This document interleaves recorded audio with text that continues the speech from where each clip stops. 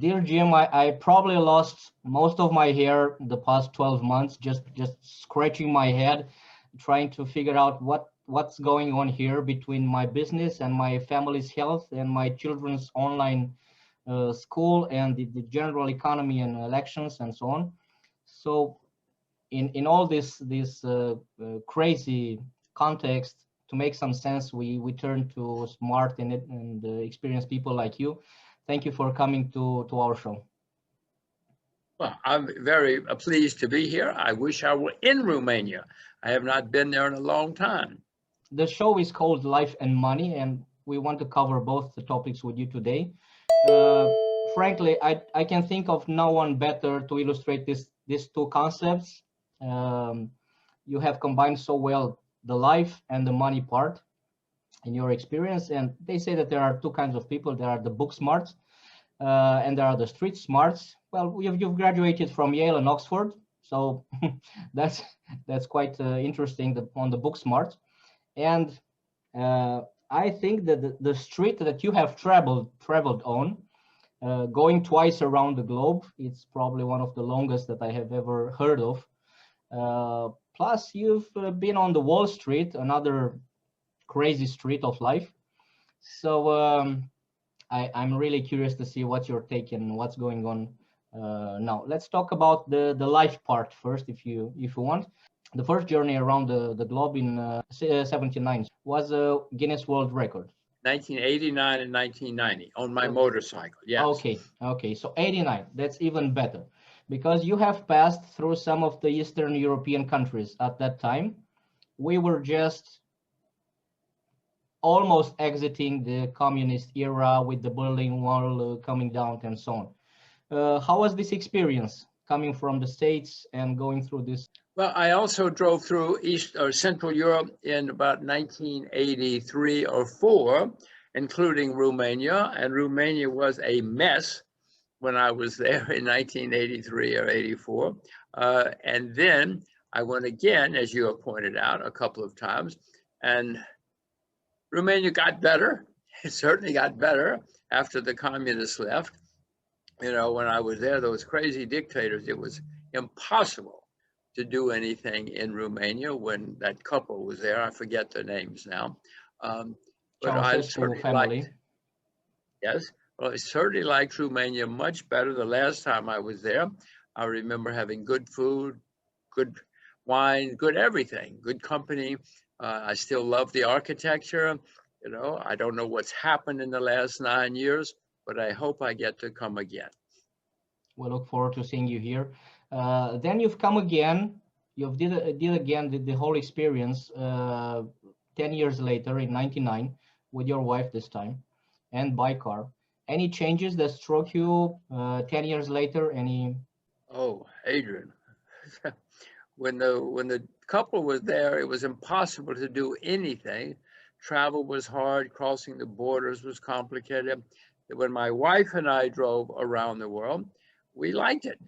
I mean, it wasn't Paris, although it looks like Paris. It looks a little bit like Paris, but the life, the restaurants, the cafes are not like Paris. But still, you could see that life was coming back.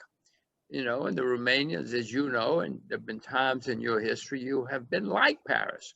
You know, you have been a vibrant, dynamic, exciting part of Central Europe. It was not there yet, but I could see that the Romanians wanted to live like real people again. Many people didn't have much money, but they were willing to work and save, and some of them have probably gotten successful by now. True, we've come a long way, and it's also true that between the wars, between the First World War and the Second World War, Bucharest was called the Little Paris. So it had that flavor, like the French capital. So having traveled around the globe twice, you've decided to move to Singapore. Why is that? Well, I had realized in the 80s that China was going to be the next great country in the world. You know, China is the only country in world history that's been on top 3 or 4 times. They've also collapsed, disaster, 3 or 4 times, but they're the only country that after being at the bottom for a few decades or centuries, turns around and rises to the top again. So I tell people, used to tell people, you better teach your children and grandchildren Chinese. Then I had one, Adrian. So I realized, what am I going to do? I realized if I was serious, I could try in New York, and I was doing it in New York. But if I really were going to be serious, I had to go to a place where she had to speak Chinese. And I also wanted her to know Asia. I mean, if Asia is going to be the most important part of the world, she should know Asia. So I now have 2 daughters. They both speak perfect Mandarin, and they're learning about Asia. Also, in your last book, which is also translated in Romania, it's the Street Smart. You mentioned something about being accurate ahead of time, and now you're telling that in the 80s you saw some signs that the China is going to be the next dominating economy. What were those signs, like 30 years ago or 40 years ago? Well, Adrian, the first time I went, I was terrified in 1984. American propaganda my whole life had said the Chinese were evil, vicious, bloodthirsty, dangerous people, just like the Romanians were told about the Americans. So I didn't know but it didn't take me long to realize they worked very, very hard. They were educated. They were disciplined. They were ambitious. They saved their money. They invested their money. And I realized, oh my gosh, everything I had been told was wrong, was false propaganda. And I realized that they were on the rise again. They educated their children, disciplined their children, saved them. I mean, it was remarkable. Worked from dawn to dusk. They never stopped working in those, and they still don't, I guess. No, I could see what was happening. Yeah, I have been to Hong Kong 3 times and also 1 time to Shenzhen and the mainland.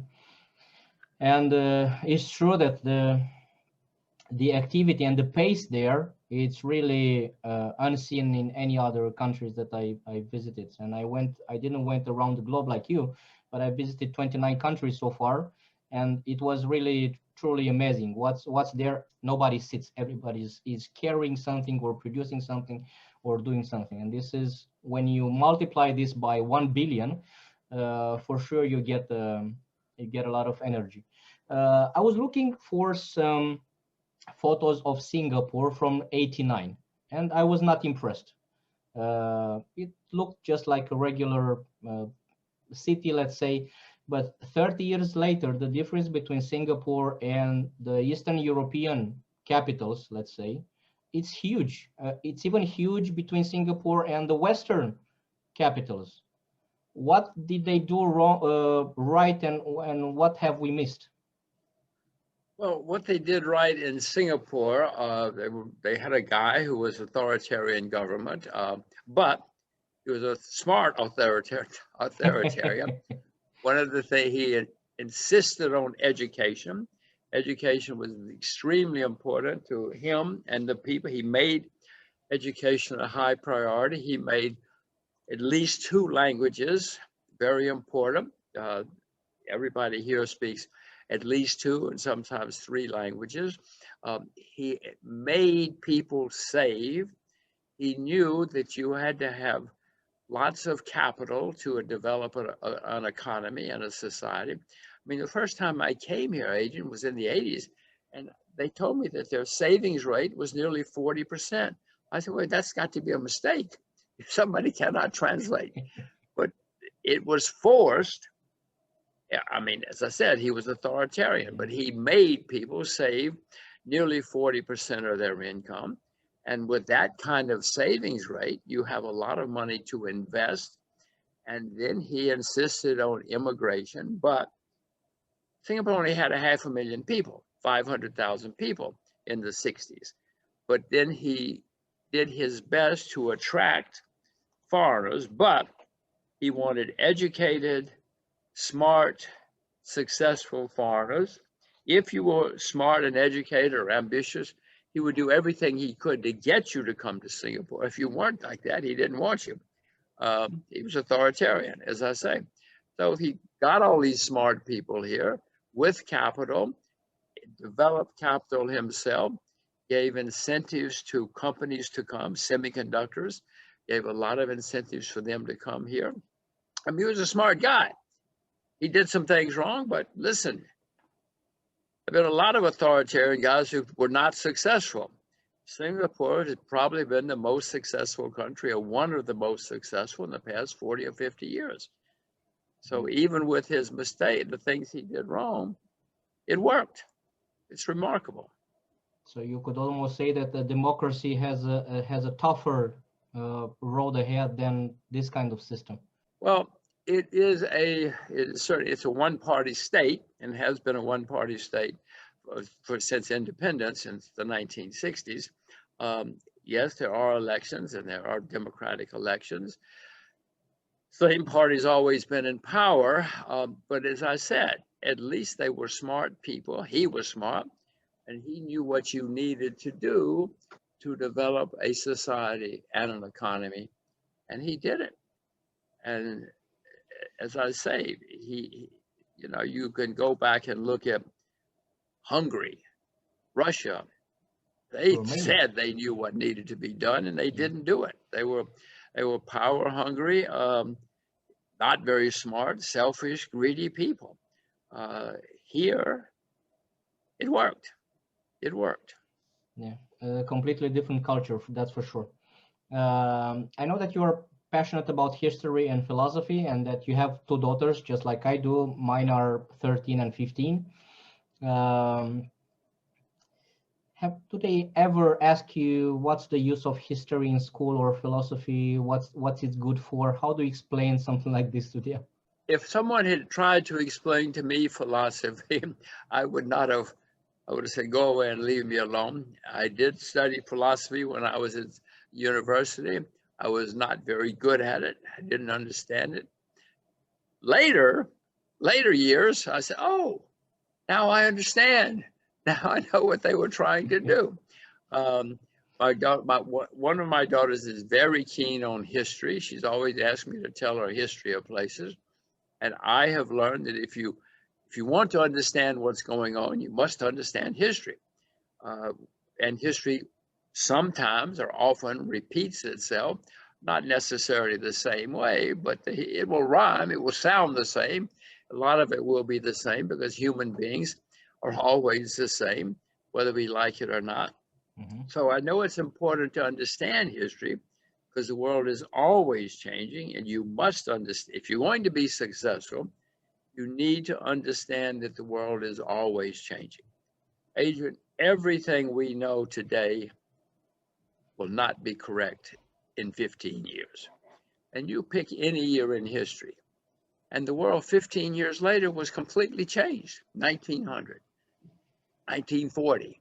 Everything that people thought in 1900 was wrong in 1915. Everything that you thought in 1990 was wrong in 2005. I didn't think much in 1990s. Yes. No, I know. I'm just saying, but that is always the way the world has worked, and people need to understand that if they want to be successful. If you can understand that the world is always changing and you can figure out the change, you'll be successful and very happy. Yeah, so the world it's a funny mix. It's always changing, but it also has some kind of red line. I think it was Steve Jobs that said in one speech that in order to understand the future, you have to connect the dots. You have to know these dots, and you have to understand them in the first place in order to see what's ahead. And reading your book, as well as Ray Dalio's and another author, Neil Howe and William Strauss, with The Fourth Turning, I've noticed this pattern, let's say, this idea of cycles and of empires that keep replacing one another for global domination. You saw this back in like 4 years ago. You saw this new transition, your accuracy ahead of time. I think we are in the middle of this such a transition. What would be the implications for Europe, maybe for the United States, and for the individual person? Well, history has always changed, and the countries that have been at the top eventually are not at the top anymore. Likewise, the world currencies, one time everybody used the the Dutch guilder for the world currency. All of that, it always changes after 100 years, 150 years. And people need to know that at the moment, everybody says US dollars, US dollars. But they will not say that 50 years from now, or maybe even sooner, for many reasons. And if you understand history, you will understand that. And you will also understand that the countries that have been at the top always decline. They always have. I said earlier, the Chinese are the only one, but the Chinese have been around a few thousand years. They've been absolute disasters a few times for a long, long, long time, but then they've risen again. Rome was great once. Egypt was great once. Great Britain was great once. China's been great 3 or 4 times. It seems to me they're rising again. Now that means somebody, and in this case, the U.S., the U.S. is making many mistakes. I don't like saying this, of course, Adrian. The United States is the largest debtor nation in the history of the world. America's overextended in many ways, militarily, economically, geopolitically, in many ways. And history shows that when you get overextended, you go into decline. Now, I don't like saying it. I'm an American, but I have to face facts. I have to understand what's going on, and I have to try to prepare my children for the future. Mhm. Where do you see this, the European Union in this mix? How do you see it? Well, I That see if that many countries in Europe, Great Britain, for instance, has staggering debts, huge debts, and it's getting worse all the time, and they're starting to print money. I know that that will be part of the continued decline of Great Britain. I don't like it. I went to university there. My daughter goes to boarding school there, but I see what they're doing. Uh, Other countries on the mainland, the Italians, the Spanish, many of these countries have built up big, big debts. Even the Germans now have more debts than everybody could have imagined a few years ago or a few decades ago. And the Europeans have economic problems, debt problems, and demographic problems. They're not having babies. Immigration, I mean, the Germans at least, and Angela Merkel have at least let in some immigrants, which they need badly. But most of the European countries have debt problems, economic problems, and demographic problems. But at least you have some immigration. Japan has the same problems. They don't like foreigners. They don't have immigration. So the Japanese are going down even faster because of their problems. Mhm. Romania also has the demographic problem because of immigration. We are the second nation in the world after Syria in terms of people leaving the country and going to find better jobs and better salaries in Germany and Spain and Italy. There are huge communities. There are millions of people that have emigrated. Wait, Romania is the second worst after Syria? The second worst, and we haven't had any war or any similar situation to Syria, and we are the second in the world. Over 4 million Romanians now live and work abroad. They have children abroad. They go to school there. So I don't see too many of them returning back to this country, unfortunately. Well, I knew that was happening. I did not know it was that serious. I didn't know it was that bad. And Yeah. well, you'll be the only one left. Yeah, and again, we are having less and less babies, so it's this mix, and unfortunately, I think these trends are very hard reversible. I don't know, maybe you see some other things, but the magnitude of the change is irreversible. I would say. Well, it usually doesn't reverse until there's a reason. Either it hits bottom, things get so bad that there's nobody left, and then people go there for the opportunities. But at least people can, if people wanted to move to Romania, they could. But so far, there's no reason. What I hear you saying is there's no reason for people to move there. You don't have huge new oil fields, gold mines. I mean, you don't have things that many people might be drawn to. I do remember you have beautiful women, but maybe they've all left. Maybe they all moved. No, we still have the beautiful women. We still have the oil fields in the Black Sea and also in the center of the country. We have some of the largest gold reserves in the world, but we had some problems with the environment and with the exploitation of these gold reserves. We have nature. We have everything. God gave us and blessed us with everything. If only we had better politicians to try and rule over this.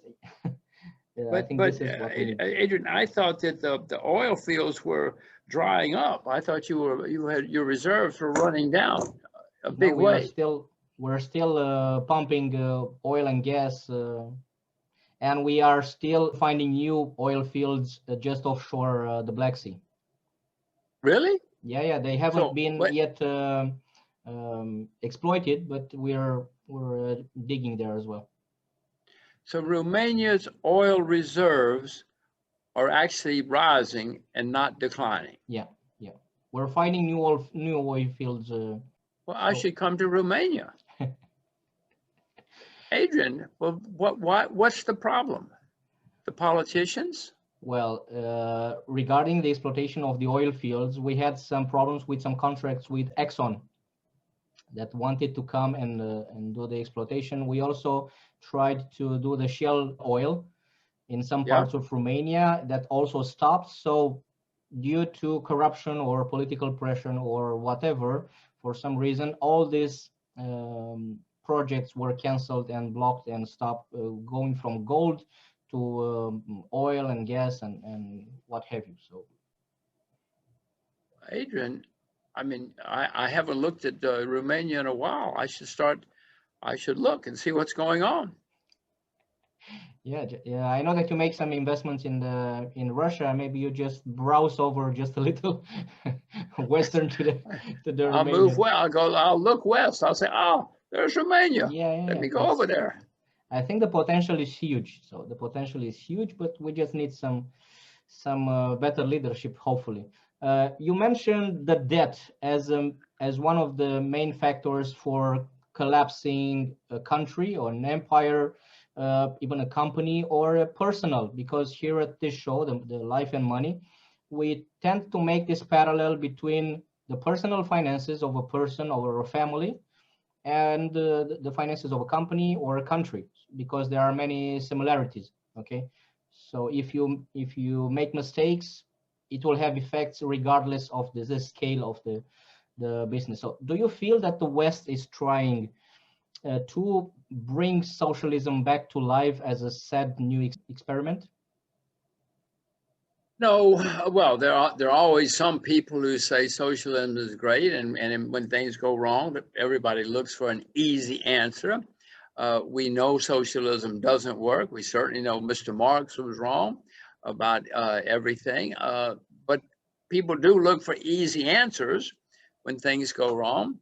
At the moment in the West, there's one called MMT, more money today, or like modern monetary theory, which basically says, don't worry, just print the money. Everything will be okay. Now, I'm sure we're going to try that more and more in the future, because people need easy answers, especially when things go wrong. And there will be more people who will say, well, we need socialism too, because they will take care of us. Socialism will get rid of the bad guys, the rich guys, and they will take care of us. Now, I know it's not going to work. It's never worked. And countries which have tried it have gone into decline, and the others have risen. But Adrian, history is very clear. People like easy answers. People like simple lives, and they want a free lunch. Everybody wants a free lunch. Yeah, we have Free learned lunches some don't work. we have learned some new expressions this past months.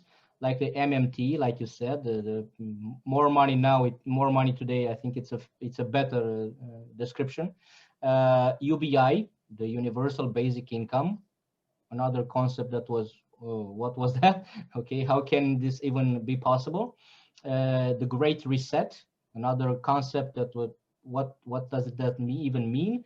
Um, do you think that the society has changed so much that the old principle that you mentioned no longer apply, or are we just playing with fire? And I'm not referring to that financial independence, retire early concept.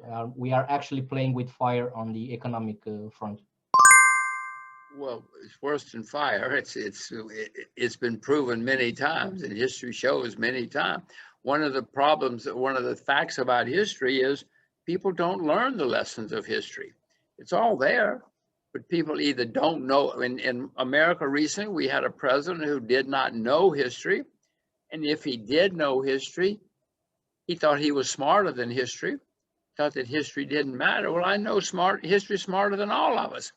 Certainly smarter than I am, and certainly smarter than he was. So we better learn, because it's very clear that nations decline. The reason I moved to Asia is because I know that Asia is rising. I see what's happened to the West, including America, including Italy, including, you pick the nations, Britain. And as I said before, even Germany now is making mistakes. So as you look around, if you look at history, you see there are always people rising and people declining. In my children's lifetime, it's my view that Asia will be rising and the West will continue to decline. Do I like it? No. Who cares what I like? History doesn't care what I like. History is history. So we better understand it and adjust to it instead of trying to change it somehow, because the wave is too high. Another concept that has arisen recently, early this year, was by 2030 you will own nothing and you will be happy. You probably heard this expression. My question is, will we be free by not owning nothing? Do you think, going a little on the philosophical side, isn't property connected to freedom? Well, it always has been. I would go back to Mr. Marx. You know, he said, what was it? He said, whatever it is will make you free. It didn't make people free. I spent a lot of time in the Soviet Union and the Eastern Bloc, and nobody owned anything, and they didn't like it. They wanted better lives. They wanted to own things. I mean, human beings throughout the history have been always the same. Some people want to improve themselves, and they want to improve things for their family and their children. I mean, there are people who always want, I don't want to work, give me a free lunch. Sure. But there are many more people. There are always some people who want to play football and do a good job of playing football.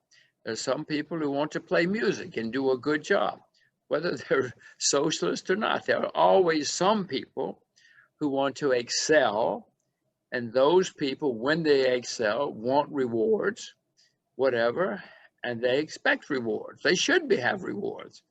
And that, whether we like it or not, Adrian, that's the way human beings are. The Russians found that out. They, Mr. Marx and Mr. Stalin and all the rest of them, Mr. Khrushchev, they had these absurd theories that didn't work, and they couldn't change. They said, we're going to change human beings. Plus, we already have places where you own nothing. The government is giving you shelter and food and clothes and everything. We call them prisons.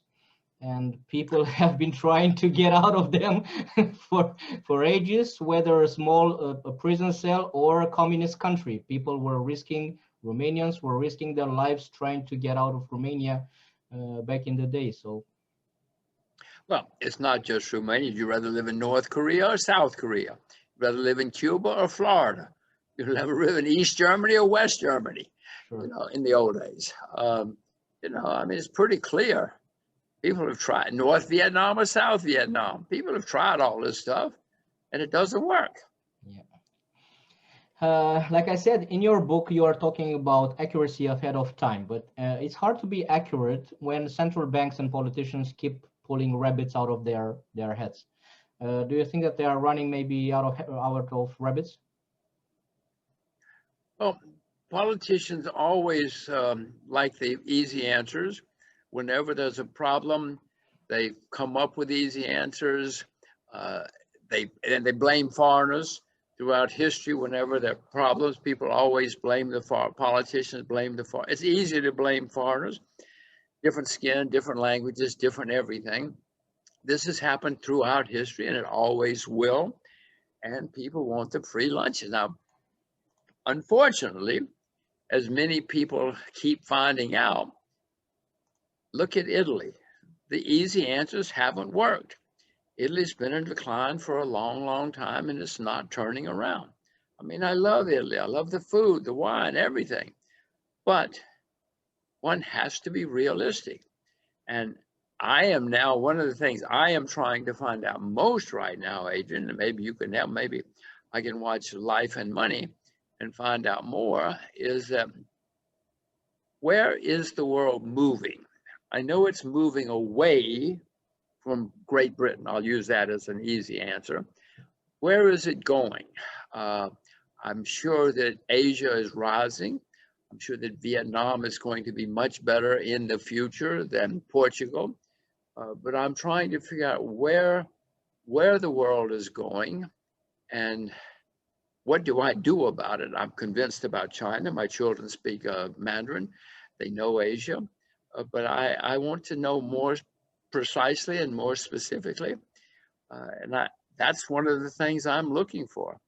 I have a view that Myanmar is probably going to be better. The disaster right now. Korea, once they open the 38th parallel, I'm sure Korea is going to do very well. But I'm trying to find out. I should ask you. So for sure, Romania has a lot of potential. And well, I'm very interested. I don't, maybe we don't have time to talk about it now or too much, but you've told me some very interesting facts. And I'm especially interested in the fact that people are leaving. That means there must be more opportunities there for people who have some brains or some capital or some ideas. And I understand, I don't quite understand why they're leaving. I certainly understand the history, but I'm a little surprised they're still leaving because it sounds to me like it's a place people should be going. Is there something else going on I don't know about? Well, the thing is that most of the opportunities were concentrated in some big major cities, which left most of the country with less educated people, not having access to so many opportunities or some kind of resources. And they, since education is a key part of this whole process, one of the easy solutions was just to move abroad and work in construction or doing some kind of manual labor, picking vegetables in Germany or in Italy or in Spain. And unfortunately, what happened was that they sent all this money back. The emigrating Romanians were one of the biggest contributors to the economy back in Romania, but all this money were actually buried in concrete and in houses all over the small villages of Romania. So people were sending money and they were building houses all over Romania. Many of them will never be used or finished or anything. What's left, it's still a huge potential. We are one of the biggest suppliers for IT services. There are many companies that came here, from Amazon to HP to Oracle to a lot of big names that established here. So there are some important economic centers, but unfortunately the rest of the country is still trying hard. Another thing that happened is, as we were talking about property and freedom and so on, most of the land and some of the houses, the properties that were nationalized by the communists in the 49, they weren't transferred back to the owners. So there's still this problem with the property rights and everything, which makes it very difficult for people to work the land or to rent it or to sell it or to take actual possession of their property. And that's why you will see some parts of Romania which are more developed, where the fields are, you'll see hundreds of hectares of agricultural companies that are doing some modern agriculture, and a lot of Romania which is still just 1,000 square meter parcels for every individual. Is, of course, it's impossible to work it, to profit from it, to get together. So it's this mix of the highly developed big cities. We have the fastest internet connections in the world and the cheapest. With 10 euros, you have unlimited internet broadband, 1 gigabytes. So it's this mix of huge opportunities and. But is the population aging? It must be. I guess the population has been aging very rapidly. The population is aging. The number of children that are born, the newborns, is declining. Plus the immigrations. We don't get too many foreigners coming in. So we'll see how this plays out. So well, Adrian, I can tell you how it plays out. It plays out with more decline. I'm just telling you the facts. I don't like it, but unless something happens to change to get people to come there or to invest there, the population ages and things get worse. But Romania could be, from what you're saying, could be a fabulous place again. Could be, definitely. We have nature, we have natural resources, we have everything. We can do tourism, we can do whatever. Unfortunately, the COVID had two side effects. The tourism went down, obviously, but another thing was that about 1 million Romanians came back from Spain and Germany and the UK and other countries where they used to do some kind of work. They came back. Now it's very important that we have some kind of ideas what to do with all these people that came back and how can we integrate them in the economy. If they cannot reclaim their property, they're not going to be happy. Sure. In this COVID context, do you think that the measures and the lockdowns maybe did more damage than good thing? Are we a too easily scared society? Well, in my view, that we all know about anything, that the cure can be worse than the disease. I would not have locked down. I live in Singapore where they lock down everything. I would have done it a different way. We'll find out.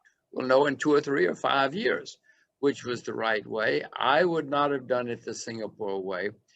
Singapore has very few deaths now, and not much of the disease. It's a small country, so it's easier in a small country. Well, I would have done it another way. You look at China. China hasn't had many lockdowns, and they seem to have done a much less bad job than everybody else. When I go on the internet, I see shops, restaurants, bars, shopping centers, streets. Everybody's out and about in China. And China's, for the most part, hasn't had huge lockdowns. And the exports are booming from China, while the rest of the world it's crumbling and being locked down. What would be your advice for the average person trying to make some sense in these chaotic times for their personal finances and savings and investments? What? Move to Romania. I have heard there are going to be great opportunities. Everybody's leaving. There are good assets there. Well, the best advice I can give anybody about it themselves is stay with what you know. Don't listen to people on the internet or the TV or something. If you hear hot tips, ignore them. Hot tips will ruin you. But everybody wants a hot tip. Just one. Just give me one hot tip. I want to be rich this month. And I try to tell people, if you want to be successful, you stay with what you know, you yourself know. Everybody watching this knows a lot about something, whether it's sports or cars or fashion, something, and you will find the opportunities before I will. If I told you, Adrian, you can only have 20 investments in your life, people would be careful. They wouldn't jump around all the time, jumping in and out, and they would probably be successful. And you know what people say? Too boring, too boring. I say, you want to be rich? You want to be successful? Be boring. Yeah. Focus on what you know, be boring, and be rich. They don't want, nobody wants it. They want a hot tip. There is this saying that, which I like a lot. It says that your investment should be boring and your life should be interesting, not the other way around. Yeah, if you have a lot of money, you can have a very exciting and rich life. Sure. You know. But how do you stick to some kind of investment strategies when other assets are just flying by to the moon, like the young investors say these days? You know, I've seen all this before, Adrian. I've been investing a long time. This is not my first rodeo. I've been to this movie. I know how this movie ends. Okay. You know, you have a lot of new people coming into everywhere, Korea, Japan, America. You know, a lot of new people coming in. It's easy. Oh, it's so easy to make money now. You have SPACs, these special investment kind of things. They always come around at the end of a big, long bull market. I mean, this has happened before. You have some companies which never go, I mean, Apple never goes down. The bubbles are developing. Tencent in China, Samsung in Korea. I mean, this is happening everywhere. But it's not a huge bubble yet, but I see bubbles developing. And it's going to end badly. My advice to everybody is please watch Life and Money. Do whatever you can to become knowledgeable and educated about what's going on in the world. And then when you're educated, you will be worried, but then you will figure out what to do if you stay with your own knowledge, and you'll come out of this okay. And you might come out very rich. In the 1930s, the world had a huge disaster, economic disaster, but some people came out of it very, very rich. So if you want to be one of those people, get educated, figure out what's going on, and then figure out your own ways to make money. That's great advice. And another advice that you gave back in 2012 when you came to Romania for this conference was invest in agriculture. Do you still believe in that? I know that you're a big fan of commodities. You have the Rogers index, which tracks the commodities market. Is agriculture still a hot topic in this virtual digital world? Agriculture has been for 30 or 40 years a terrible place to be. That's why there are opportunities developing. You have told me that in Romania, there are places that are empty right now, and I should come to Romania and buy a farm. The problem, Adrian, is I got to have somebody to work. I'm not going to work on a farm. I'd be a terrible farmer. I have to find some farmers somewhere. I am buying agriculture today as we speak. I have orders in to buy agriculture index fund because I see the opportunities. Supply and demand are coming back into balance. You know, the agriculture has been a terrible, terrible business. More people in America study public relations than study agriculture. So there are great opportunities developing. If you're in Russia or China, my goodness, there are great opportunities. And maybe even Romania, from what I hear. I don't know who's going to be who's going to do the work, but sounds like there are great opportunities. Okay. Even if we're starting to print our hamburgers now and with the 3D printers? Well, even if you print your hamburgers, you've got to print them out of something, you know. People tell me electric cars, and it sounds like they may be right. But silver, there's a lot of silver and electric cars, well done. Copper, there's 5 times as much copper in an electric car as in a regular car. So a lot of this stuff, nickel, there's a lot of nickel in electric cars. So there are opportunities in commodities, including agriculture, going forward. I mean, everybody says electric cars, so copper's a disaster. No, no, no. Copper's going to be great because of electric cars. Sure. Like I told you, Romanians are very fond of real estate. Do you personally own real estate, aside from your residence, of course? I own a few hectares back where I grew up, but no, for the most part, I don't. And that's because of, I mean, we moved here and have been waiting. First, we had to live near the school. I mean, there have been very complicated reasons why I do not have any real estate here. When the opportunities come, I hope I'm smart enough to buy real estate, whether it's here or Romania. I should look at Romania. I mean, I cannot tell you, you have raised my interest. Yeah, the yields in Romania for rents and the real estate are still interesting. Of course, the COVID has kind of shook this asset class with empty office buildings and people moving outside of cities and so on and so forth, and students not coming into the city to study, therefore leaving the properties empty and Airbnb and everything. So it's a delicate context now, but on the longer run. Sorry, you say the population is aging and the population is declining. Yeah. Why are people buying real estate? A main factor is the low financial education. That's why we don't move toward the stock exchange or to some other complex assets. We tend to stick to what we learn from our parents and what we know. And everybody knows here that owning a house, it's solid, and it's people don't really calculate their returns or their yields or the costs over long runs and the interest and everything. So we stick, like you said, we stick to what we know. Like I said, we are heavily into real estate. I think it's forming a new bubble now, and the number of people investing on the stock exchange, it's still relatively small.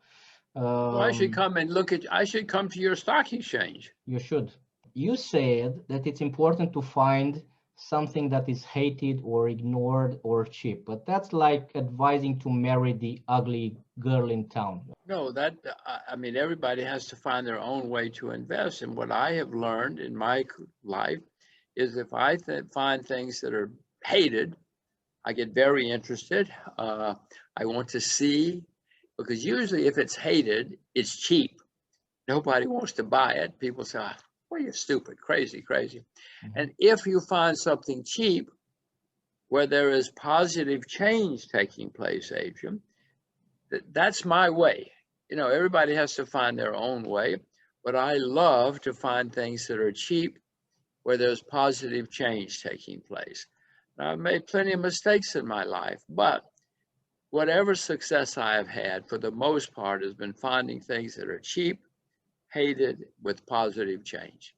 Whether it's China, Russia now, whatever it is, that's the way I have been successful. Okay. And you've mentioned failure, and I've read that you have lost most of all of your money at one point in your past. How do you recover for something like this?